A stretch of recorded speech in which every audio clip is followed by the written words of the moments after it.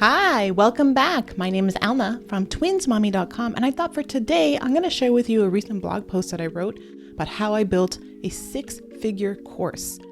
Isn't that amazing? Oh my gosh, my blog is growing, and my income is growing almost to 7 figures. Oh my gosh. So I want to share with you so that I can help you if you are interested in starting a course or a digital product. How are you going to do this? There are some steps I show you. So let me go over. All right, here is the blog post. I'll put a link to this blog post down below in the show notes so that you can go to it. But this is how I built a six-figure course with one successful marketing strategy. Right? You might hear of people growing their course, but they're using so many different things to grow. I only use one, and I continue to use one. So I use Teachable, which is a course platform, and I think they're great and fabulous, and they handle lots of things, my payment plans, my affiliates, all that. I'm really fortunate to have that option with Teachable, and it's worked out so far. I host all my courses and my digital products there. So what ended up happening, how did I figure out this course idea? I believe it was back in 2016. Yes, around that time, I'm trying to think. Around that time is when I offered one-to-one coaching. It could have been 2015, one-to-one coaching for new freelancers, especially freelance writers that want to get paid to write. So I did some one-to-one coaching. I got like 20 clients there, but I remember late at night after I put my twins to bed, they were quite young. It was like 9 o'clock. It was the only really good time that I could talk to these people. I couldn't talk to them during the day. My twins were loud and busy, and I didn't think that was professional. And I was writing for clients and writing for my blog. And so the only time I had was like late at night at like 9 o'clock. I felt over time that was time consuming because not only did I talk to them for an hour, I wrote a detailed report of what we talked about and suggested them strategies, put the actual links to those places or things that we talked about, and formed a plan for them so that they can take and use. And I did that over and over again. A lot of the information was similar. I mean, when you think about starting something like a service base, you have a similar plan of developing your online presence and then finding ways to find clients. Those ways I was mentioning to those coaching clients. And so I thought maybe if I can compile them into a course and actually really dive deep into those strategies and my recommendations and the steps that you really need to take, that I could just tell the coaching clients of mine to go there instead. And so that's what I did. I closed my coaching program and instead put them into the course because they paid for coaching. They were sort of the beta people. I let them into the course. They were able to give me feedback, and that really helped me. I even had an editor. They noticed some grammar mistakes. So I hired her to do, to look over my lessons, because a lot of the time my lessons were written, actually. They were written, and I only had a few video stuff, like 5 or 6 videos. I had all that, and that was great. And I thought this was the way to go. I can, instead of spending hours at night, I can just focus on the course and maybe market it a way so that people can find out about it, basically. So my course is called Write Your Way to First 1K, Write to 1K for short, and it grew into a 6-figure business. I was happy my course sold at all, considering I was still fairly new to freelancing when I launched the course in 2017. So my coaching was probably 2016, 2015 at the end, and 2016. Is when I was doing coaching. So my initial success was awesome. So like I said, I had the beta people and I did a little bit of guest posting, I think, and I alerted my email list. So it was nice doing that. But I knew I had to create a marketing strategy to support my course sales ongoing. Like I couldn't keep doing these launches in my email, like, oh, I had a new lesson and here's a new launch and oh, I'm increasing the price. Like, I couldn't continue to do that. I was growing my freelance client list, so that just wasn't possible for me to do that. Plus, I still have my twins. I'm a mom, so I just didn't have the time. What do bloggers do traditionally? What are the marketing channels that they use to sell their digital product or their course? For the years that I've been blogging, this is what I found. Bloggers relied on an open-close period for their courses.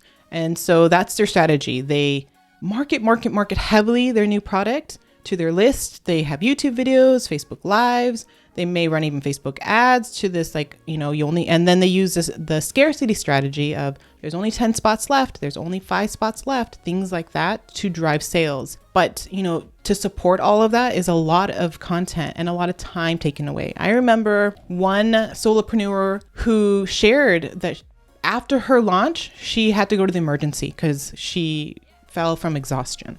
Like, I couldn't do this as a mom to twins. I wasn't also very young. These were young people that were struggling and exhausting themselves for all the things they were doing to have an open and closed launch. I couldn't do that. That was just not feasible for me. And I said bloggers were using Facebook ads to drive course sales, and that's great. But, at the time, Facebook ads wasn't that popular in 2016, 17. So it wasn't something that I was even thinking about. And then other bloggers were leveraging influencers and collaborations. So you see the Genius Blogger Toolkit, you see course bundles, you might see a collaboration with an influencer on Instagram promoting a membership site or a coaching call kind of thing or a course. That's a valid strategy. But again, I was new, and the influencers that I knew at the time were like men, and they had their own businesses. And so they weren't really big influencers, but they were marketers. So I couldn't leverage that either. I did try the Genius Blogger Toolkit, but that wasn't such a big success. I did get some course people, but it was at a discount kind of thing. I found that open close launching strategy meant tons of headaches and a huge time investment, like creating marketing materials and using multiple channels to market my course. And so about a year after I launched my course, I knew I wanted to grow my business. Aside from my freelance client income, I had to do something more sustainable to continually drive course sales for me. And, it ended up working.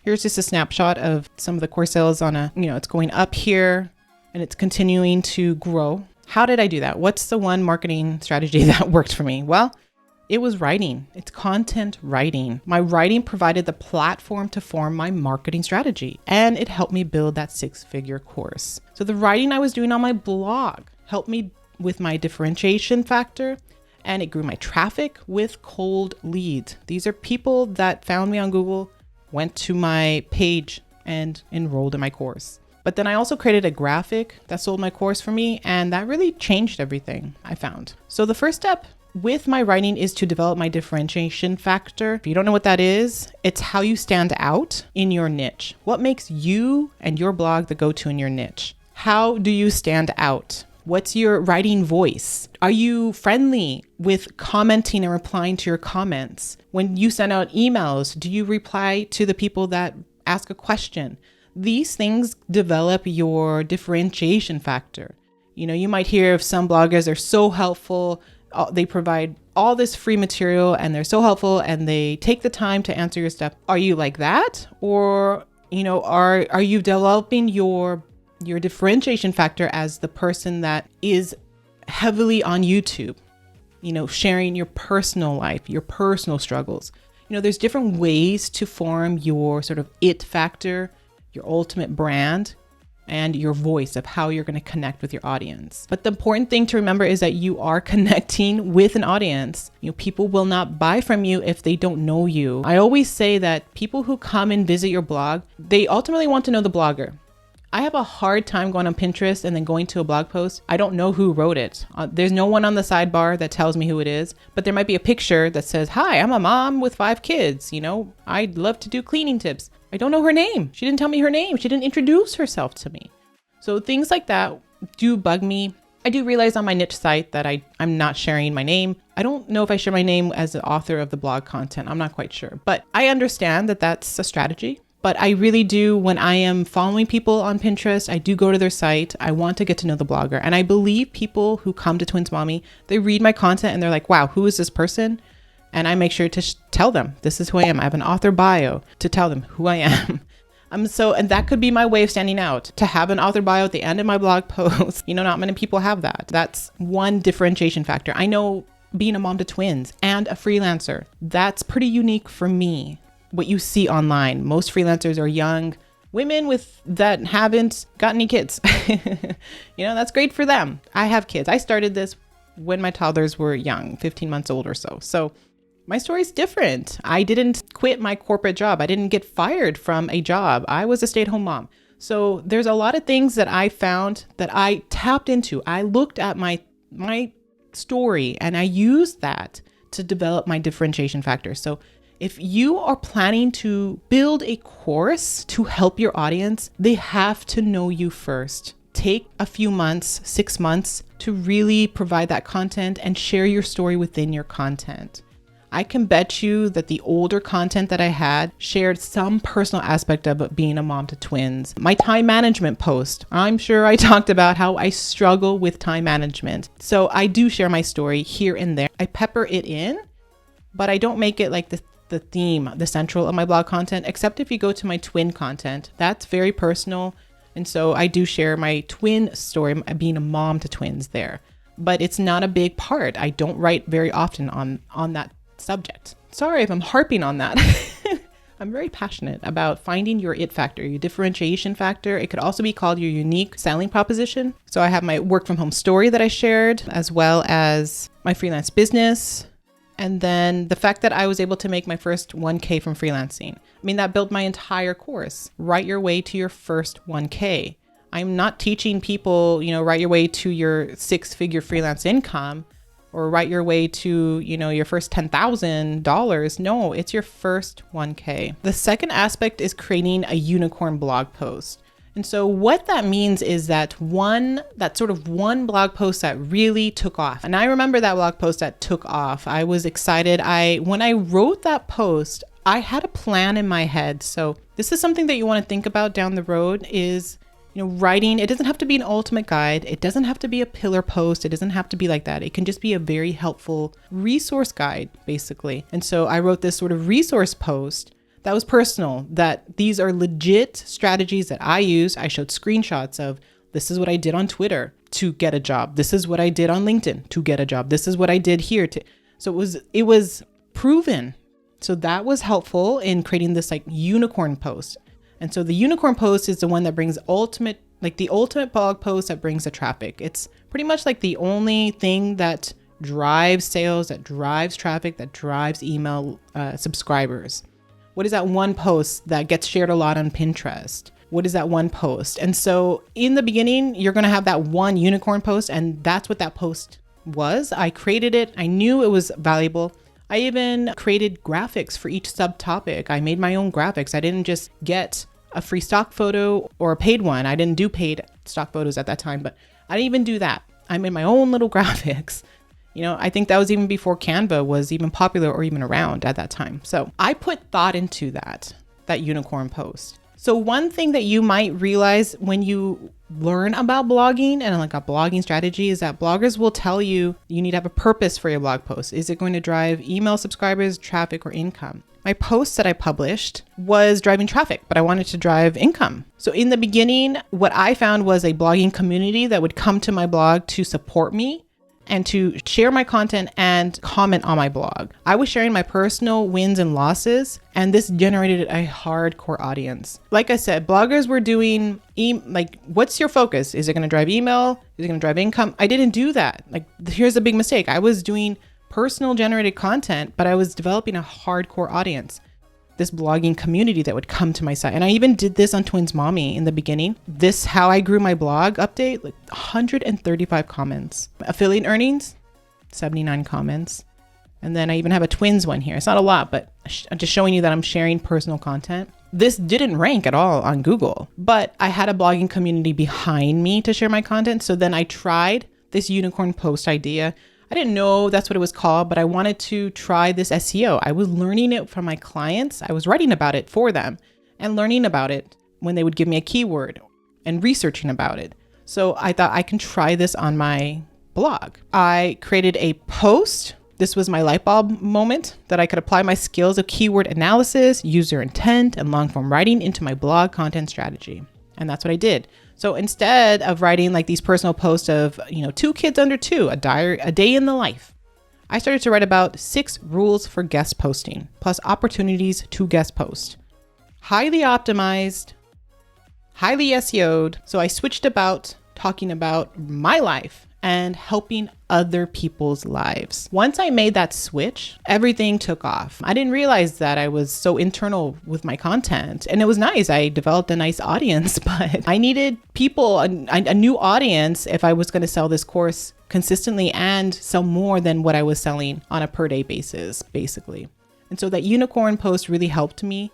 And I had the foresight to reach out to influencers, basically clients and other freelancers that I knew, and would comment on their site because, again, it was this blogging community. And I would reach out to them to help me share my post. So I have a snapshot, I believe, here.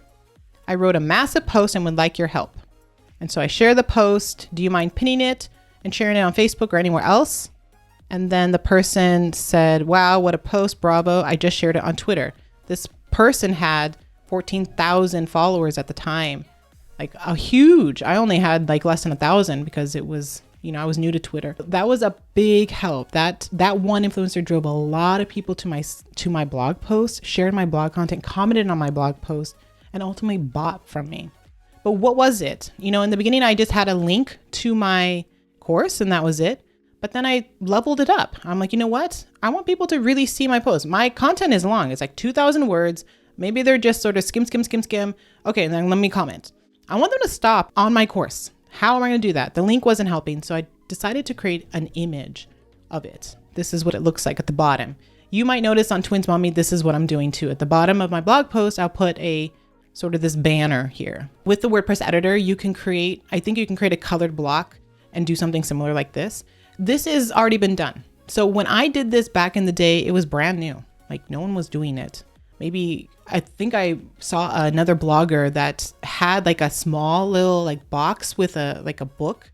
It wasn't an opt-in, but it was sort of like the box had an arrow to go to it. And I was like, that's pretty cool. What if I just blow up my my course with all the things that I have in there and mention it with arrows and stuff? Like, why don't I try that? And that totally worked. In my blog post that I share with you, I ask, if you do the same that I did with this image, will it work for you? I really don't know. It has been overdone.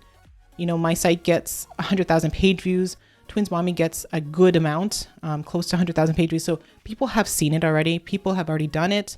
They've seen mine and they're copying, which is fine. You want to gain inspiration from other people. If you can find a new way to do it, maybe not at the end of the blog post, maybe you move it up to the front, maybe put it on the sidebar, you find a different way to showcase, that could work. And that really helped me drive sales. People were excited to see what they would be getting, and they would click on the link or the image and it would take them to the sales page, and they converted. It's a long process going from Google and clicking over to read my blog post, and then clicking the image to go to the sales page, and then reading the sales page, and then enrolling in my course. But for this audience, mostly that's what they needed. A lot of freelancers, they read. So if they read and they trust me, that could be the first introduction of me with that blog post, that unicorn blog post, and then they read the sales page. And so my sales page is what converts a lot once people get to it. So I had a really good system. And then later on, I threw an email funnel system and then a tripwire. And so all this to build my course, and it all relied on my writing. Really my writing. You might think, well, it's marketing, Elna, you're doing marketing. My writing is marketing. Like I learned as a freelancer to write in that vein called copywriting. So that's a skill, but it's my writing. It's my conversational writing too. Sharing my story, things like that really helped me gain the trust of my audience. And so I honestly feel that if you want to do the same, build that hardcore audience that want to read your content, that want to share your blog post on Twitter, on Pinterest, wherever, right? You need to connect with the people. And so even if one person comments on your blog, take the time to respond. I really think that's important. I have like my site, Smart Mom Ideas. I don't get many comments, but when I do, boy, am I commenting on them, like I am trying to make an effort to build a small community there, even though I don't have an email list. So you can see without an email list, I have a hard time with my Pinterest blog there, Smart Mom Ideas, to really get a community. But, I do my best when, especially on some of my posts, my personal posts, to really talk to them because they're struggling. A lot of the posts that I have about that are personal were struggles that I had, like getting pregnant, the stories that they would tell me, and I would tell them, I built a small community there, and that's one of my best posts on that site, especially on Pinterest. It's not a post that ranks, but I'm getting the Pinterest community. So I'm building that site a little bit differently.